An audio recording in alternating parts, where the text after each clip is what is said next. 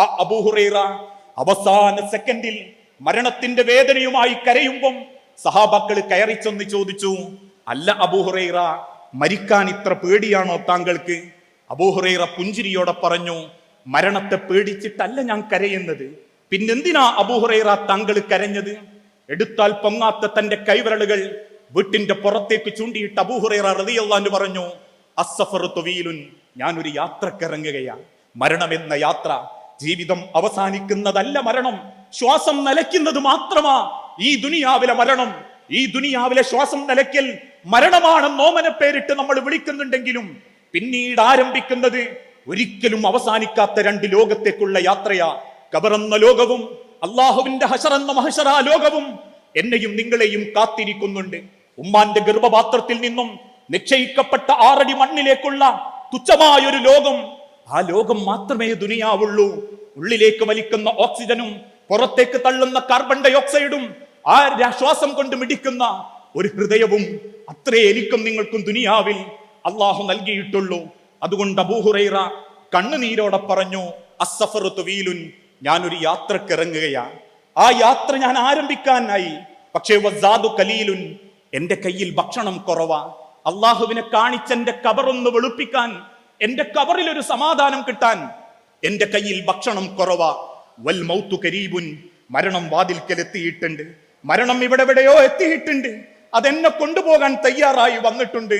അതുകൊണ്ട് സഹാബത്തെ, അള്ളാഹുവിന്റെ അരികിലേക്ക് കൊണ്ടുപോകാൻ എന്റെ കയ്യിൽ അള്ളാഹ്ക്ക് തൃപ്തിപ്പെട്ടത് വളരെ കുറച്ചാണെന്ന് ചിന്തിക്കുമ്പോ എനിക്ക് സങ്കടം തോന്നുന്നു സഹാബത്തെ. അള്ളാഹ് എനിക്ക് ആയുസ് നീട്ടി തന്നിരുന്നെങ്കിൽ, ജനിച്ച അന്ന് മുതലേ എനിക്ക് പടച്ച റബ്ബിന്റെ മാർഗത്തോട് ഇഷ്ടം തോന്നിയിരുന്നെങ്കിൽ, ആ മരണം തേടിയെത്തുമ്പം അമ്പിയാക്കളും ഔലിയാക്കളും കൊണ്ടുപോയതുപോലെ എനിക്കൊരുപാട് കിട്ടുമായിരുന്നു. അള്ളാഹുവിന്റെ പ്രവാചകന്റെ ജീവിതത്തോട് എനിക്ക് താല്പര്യം തോന്നിയത് എന്റെ മധ്യവയസ്സിന്റെ അപ്പുറത്തേക്കാ. അതിനുശേഷം മരിക്കുന്ന ഈ സെക്കൻഡ് വരെ ഞാൻ അധ്വാനിച്ചിട്ടുണ്ട്. എങ്കിലും എനിക്കൊരു പേടി, അള്ളാഹു സ്വർഗം എനിക്ക് തടയുമോ എന്ന്, അള്ളാഹ് നിഷിദ്ധമാക്കുമോ എന്ന്. മഹാനായ ഉമർ ഇബ്നുൽ ഖത്താബ് മരണത്തിന്റെ സെക്കൻഡുകൾക്ക് മുൻപ് മദീനത്തെ പള്ളിയിൽ വന്ന് കരഞ്ഞതും ആ ചിന്ത കൊണ്ട് മാത്രമായിരുന്നു. ആരാ ഉമർ? 21 രാജ്യങ്ങളെ ഏകോപിപ്പിച്ച് ഭരിച്ച അൾട്ടിമേറ്റ് ഹീറോ, 21 രാജ്യങ്ങളെ ഒരാത്മീയ ലോകമാക്കി ഭരിച്ച, കണ്ടാൽ ആരും ഭയപ്പെട്ടു പോകുന്ന ഉമറങ്ങാനും ഒരു വഴിയിലേക്ക് ഇറങ്ങിയാൽ ആ വഴിയിൽ പിശാച് പോലും വരാൻ മടിക്കുമെന്ന് ആ സന്തോഷത്തോടെ റസൂലുള്ള പഠിപ്പിച്ച അള്ളാഹുവിന്റെ പ്രവാചകൻ മദീനത്തെ പള്ളിയിൽ വെച്ച് ആ സഹാബിയെ നോക്കിയിട്ട് പറഞ്ഞു, ഉമറാണ് ഇസ്ലാമിന്റെ വാതിൽ, എന്റെ മതത്തിന്റെ വാതിലാണ് ഉമർ. ഉമർ തകർക്കപ്പെടുന്നതോടുകൂടി എന്റെ മതം ചിന്ന ഭിന്നമായി തുടങ്ങും. അള്ളാന്റെ സ്വർഗത്തിൽ ഒരു കൊട്ടാരം കണ്ടപ്പം അതാരുടേതെന്ന് ഞാൻ ചോദിച്ചപ്പോ കിട്ടിയ മറുപടി അത് ഉമറിന്റെ കൊട്ടാരമാണെന്ന. ആ ഉമർ റളിയല്ലാഹു അൻഹു മരിക്കുന്നതിന്റെ കുറച്ച് ദിവസങ്ങൾക്ക് മുൻപ് മദീന പള്ളിയിൽ വന്ന് കരയുന്നുണ്ട്. സുബഹി നിസ്കരിച്ച് നെഞ്ചുപൊട്ടി കരയുന്ന ഉമർ ഇബ്നുൽ ഖത്താബിനോട് സഹാബാക്കൾ ചോദിച്ചു, അല്ല ഉമറെ, എന്തിനാ കരയുന്നത്? ഉമർ ഇബ്നുൽ ഖത്താബ് തിരിച്ചു പറഞ്ഞു, സഹാബത്തിന്റെ മുഖത്ത് നോക്കി തിരിച്ചു പറഞ്ഞൊരു വാക്കുണ്ട്. അതിന്റെ മുൻപ് ആ ഉമർ റളിയല്ലാഹു അൻഹുവിനെ പറ്റി നമ്മൾ അറിയണം. യൂഫ്രട്ടീസ് നദിയുടെ തീരത്ത് ഒരൊട്ടക കുട്ടി എങ്ങാനും വെള്ളം കിട്ടാതെ കരഞ്ഞാൽ ഞാൻ എന്റെ റബ്ബിനോട് എന്തു പറയും എന്ന് ചോദിച്ച് കരഞ്ഞ ഉമർ ഇബ്നുൽ ഖത്താബ് തന്റെ ഭാര്യ ആതിക ബീവിയെയും കൂട്ടി അന്യദേശക്കാരായ യാത്രക്കാരെ സഹായിക്കാൻ നട്ടപ്പാതിര നേരത്ത് സഹായ കയ്യുമായി കയറി ചെന്ന ഉമർ ഇബ്നുൽ ഖത്താബ് പാവപ്പെട്ട പെൺകുട്ടിയുടെ കുടുംബത്തിൽ ദരിദ്രയാണെന്ന് തിരിച്ചറിഞ്ഞപ്പം ഗോതമ്പ് ചാക്ക് സ്വന്തം തോളിലെടുത്ത് ആ ഉമ്മാന്റെ അടുക്കളയിൽ കൊണ്ടിട്ട് കൊടുത്ത ഉമർ ഇബ്നുൽ ഖത്താബ് പാലിൽ വെള്ളം ചേർക്കാൻ കൽപ്പിച്ച ഉമ്മയോട്, ഇല്ല ഉമ്മ, ഉമറിനെ വഞ്ചിച്ചാലും അള്ളാനെ വഞ്ചിക്കില്ലെന്ന് പറഞ്ഞ പെണ്ണിനെ സ്വന്തം മകൻ ഇബ്നു ഉമറിന് വേണ്ടി പെണ്ണാലോചിച്ച, വിവാഹം കഴിപ്പിച്ച ഉമർ ഇബ്നുൽ ഖത്താബ്. ആ ഉമർ ഇബ്നുൽ ഖത്താബ് മദീനത്തെ പള്ളിയിൽ നിന്ന് കണ്ണുനീരോടെ പറഞ്ഞു, അള്ളാഹുവിന്റെ സ്വർഗത്തിൽ ഒരു ചാട്ടവാറ് ചാരി വെക്കാനുള്ള സ്ഥലം അള്ളാഹു എനിക്ക് തരാതെ കളയുമോ എന്നെനിക്ക് പേടി തോന്നുന്നു സഹാബത്തെ. എങ്ങനെ? അള്ളാഹുവിന്റെ സ്വർഗത്തിൽ ഒരു ചാട്ടവാറ് ചാരി വെക്കാനുള്ള സ്ഥലം അള്ളാഹു എനിക്ക് തരാതെ കളയുമോ എന്നെനിക്ക് പേടി തോന്നുന്നു സഹാബത്തെ എന്ന് കരഞ്ഞുകൊണ്ട് പറഞ്ഞ ഉമർ ഇബ്നുൽ ഖത്താബ്. പ്രിയപ്പെട്ട മക്കളെ, ജീവിതത്തിൽ കിട്ടുന്നത് അല്പകാലമാണെങ്കിലും നമ്മളെ മടക്കം അത് സന്തോഷത്തോടെയാവണം. പുഞ്ചിരിക്കുന്ന നെറ്റിത്തടത്തിലെ ഒരു ഉമ്മയോടെയാവണം ഈ ദുനിയാവെന്ന് ഞാനും നിങ്ങളും മരിക്കേണ്ടത്. അകാലത്തിൽ പൊലിഞ്ഞു പോയ പല മക്കളുടെ കഥകൾക്ക് പിന്നിലും സംതൃപ്തിയോടെ യാത്രയാക്കിയ രക്ഷിതാക്കളുണ്ട്. എങ്കിൽ മറുഭാഗത്ത് റോട്ടിൽ പൊലിഞ്ഞു പോയവരുണ്ട്. നാവിനടിയിൽ തിരകിയ കഞ്ചാവിന്റെ ലഹരി കൊണ്ട് മറ്റുള്ളവനെയും കൂടി കൊന്നവരുണ്ട്. കണ്ടു തീർക്കുന്ന ബ്ലൂ ഫിലിമിൻ ആസ്വദിച്ച് മരിച്ചുപോയവരുണ്ട്. അതല്ല മരണം. മറിച്ച് പടച്ച റബ്ബ് വിളിക്കുമ്പോൾ പുഞ്ചിരിയോടെ ഈ ദുനിയാവിൽ നിന്നും എനിക്കും നിങ്ങൾക്കും മടങ്ങാൻ സാധിക്കണം. നേടിയെടുക്കുന്നതൊന്നും ശാശ്വതമായ ജീവിതത്തിന് നമ്മളെ സഹായിക്കുന്നില്ല. അള്ളാഹു വിശുദ്ധ ഖുർആനിലൂടെ പഠിപ്പിച്ചല്ലോ, ബൽ തുസിറൂനൽ ഹയാത്തദ് ദുനിയ. പലരും ദുനിയാവിനാ പ്രാധാന്യം കൊടുക്കുന്നത്. ഈ ദുനിയാവിൽ അടിച്ചു പൊളിച്ച് ജീവിക്കണം, നാലാളുകൾക്കിടയിൽ പ്രശസ്തി കാണിക്കണം, അടിച്ചു പൊളിക്കാം. അതിന് ആധുനികവൽക്കരിക്കപ്പെടുന്ന ലിബറൽ ചിന്താഗതികൾ വേണ്ട. നമുക്കടിച്ചു പൊളിക്കാം. എങ്ങനെ?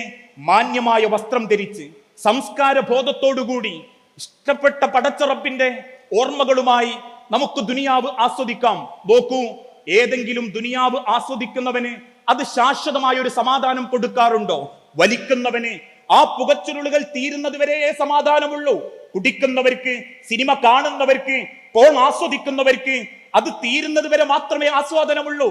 പക്ഷേ നെഞ്ചും കൂടിനുള്ളിൽ അള്ളാഹുവിനോടുള്ള മഹബത്താണെങ്കിൽ, പ്രവാചകനോടുള്ള മഹബത്താണെങ്കിൽ അതിനറ്റമില്ല, അതിനന്ത്യമില്ല. ഓരോ സെക്കൻഡും നമ്മൾ ആസ്വദിച്ചു കൊണ്ടിരിക്കും. ഞാൻ എന്തിനാ ഈ ഞായറാഴ്ചത്തെ ദിവസം ഇത്രയും യാത്ര ചെയ്ത് ഇവിടെ വരാനുള്ള കാരണം? ഞാൻ എന്റെ അള്ളാനെ ഇഷ്ടപ്പെടുന്നു. നിങ്ങൾ എന്തുകൊണ്ടാ ഈ ഞായറാഴ്ച പലരും ആസ്വദിച്ചു തീർക്കുമ്പം ഇവിടെ വന്നിരിക്കാനുള്ള കാരണം? അള്ളാഹുവിനെ സ്നേഹിക്കുന്നത് കൊണ്ട്. ആ ഇഷ്ടമാണ് നമുക്ക് അള്ളാഹുവിന്റെ അരികിലേക്ക് കൊടുക്കാനുള്ളത്. പക്ഷേ പലർക്കും വേണ്ടത് ദുനിയാവിന്റെ ആഡംബരം. അള്ളാഹു പറഞ്ഞല്ലോ, ബൽ തുസിറൂനൽ ഹയാത്തദ് ദുനിയ വൽആഖിറതു ഖൈറും വഅബ്കാ. അവരിൽ പലരും ദുനിയാവിനാണ് നബിയെ പ്രാധാന്യം കൊടുക്കുന്നത്. പക്ഷേ വൽ ആഖിറതു ഖൈറും വഅബ്കാ, എന്നാൽ പരലോകം അതെന്നും ശാശ്വതമായിരിക്കുന്നതാ, ആർക്കും തിരുത്താൻ സാധിക്കാത്തതാ. ആ പരലോകത്തേക്കുള്ള യാത്രയിൽ ഒരിക്കലും ദുനിയാവ് നമ്മളെ വഞ്ചിച്ച് കളയാൻ പാടില്ല. ദുനിയാവ് നമ്മളെ വഞ്ചിച്ച് കഴിഞ്ഞാൽ ആ ദുനിയാവിൽ പിന്നെ നമ്മളെ സ്വാധീനിക്കുന്നത് പിശാചായിരിക്കും. അള്ളാഹുവിന്റെ തിരുദൂതൻ പഠിപ്പിച്ചല്ലോ, നേരം വെളുക്കുന്ന സമയം പിശാചും സന്നദ്ധനാവും, അള്ളാന്റെ മലക്കുകളും സന്നദ്ധരാവും.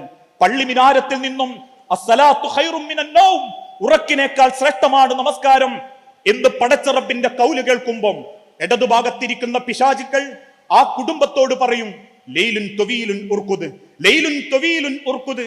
നേരം വെളുക്കാൻ ഇനി എത്ര സമയമുണ്ടെന്നറിയോ? ഉറങ്ങിക്കോ, ഉറങ്ങിക്കോ എന്ന് പിശാച് പറയും. ആ പിശാച് ആഗ്രഹിക്കുന്നത് നിങ്ങളെ നരകത്തിലേക്ക് എത്തിക്കാനാ. ഈ ദുനിയാവ് വഞ്ചനയുടെ വിഭവമാക്കി ആ പിശാച് നമ്മളെ മാറ്റിക്കളഞ്ഞിട്ടുണ്ട്. ഇന്നമൽ ഹയാത്തദ് ദുനിയ ലഇബുൻ വലഹുവുൻ വസീനത്തുൻ വതഫാഖുറു ബൈനകും ബിൽ അംവാലി വൽ അൻഫുസി. ദുനിയാവെന്നാൽ കളിയും വിനോദവും മാത്രമാ. നമ്മളെക്കാൾ ലോകം അടക്കി ഭരിച്ചവരുണ്ട്, ലോകം കൈക്കുമ്പിളിലിട്ട് ഞെരിച്ചവരുണ്ട്, എല്ലാം ആസ്വദിച്ചു എന്ന അഹങ്കാരത്തോടെ വിളിച്ചു പറഞ്ഞവരുണ്ട്.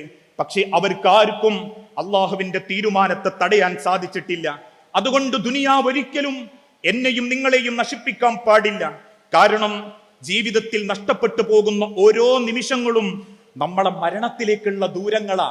ഇനി എന്റെയും നിങ്ങളുടെയും ജീവിതത്തിൽ ഒരു 2022 ഇന്ന ദിവസം, അതല്ലെങ്കിൽ ഈ മാസം ആഗസ്റ്റ് 28 വരാനില്ല. ഇന്ന് വളർന്ന ശരീരവും കഴിഞ്ഞു പോയ നിമിഷങ്ങളും ഇനി എന്റെ ജീവിതത്തിൽ വരാനില്ല. ഇന്ന് ഞാൻ കഴിച്ചതും ഇന്ന് ഞാൻ ഉറങ്ങിത്തീർത്തതും ഇന്ന് എന്റെ ജീവിതത്തിൽ നിന്ന് പൊടിഞ്ഞു തീർന്നതും ഇനി എനിക്കൊരിക്കലും തിരിച്ചു കിട്ടാത്തതാ. നടന്നു തീർന്നുകൊണ്ടിരിക്കുന്നത് മരണത്തിലേക്കുള്ള യാത്രയാ. ആ ഓർമ്മയാണ് എന്നെയും നിങ്ങളെയും നയിക്കേണ്ടത്. സർവ്വ ആസ്വാദനങ്ങളും നശിപ്പിച്ചു കളയുന്ന, എല്ലാ സന്തോഷങ്ങളും ഇല്ലാതാക്കി കളയുന്ന മരണമെന്ന ഓർമ്മ ഓരോ സെക്കൻഡും നമ്മളെ മനസ്സിലുണ്ടാവണം. ഏതാനും മാസങ്ങൾക്ക് മുൻപ് മറ്റൊരു മരണ വാർത്തയും നമ്മൾ കേട്ടു.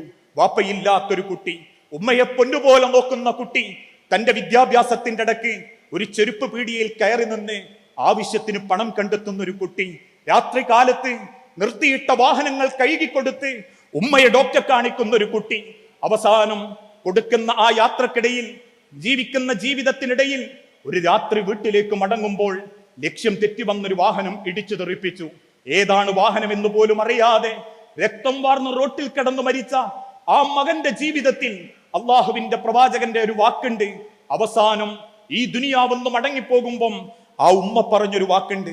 ഇപ്പോഴും നാട്ടുകാരുടെ സഹായം കൊണ്ട് നെഞ്ചുരുകി ജീവിക്കുന്ന ആ മകനെ തൊട്ട് ഒരു ഉമ്മ സന്തോഷം കൊണ്ടും സങ്കടം കൊണ്ടും കരയുന്നുണ്ടെങ്കിൽ, അല്ലയോ സഹോദരങ്ങളെ,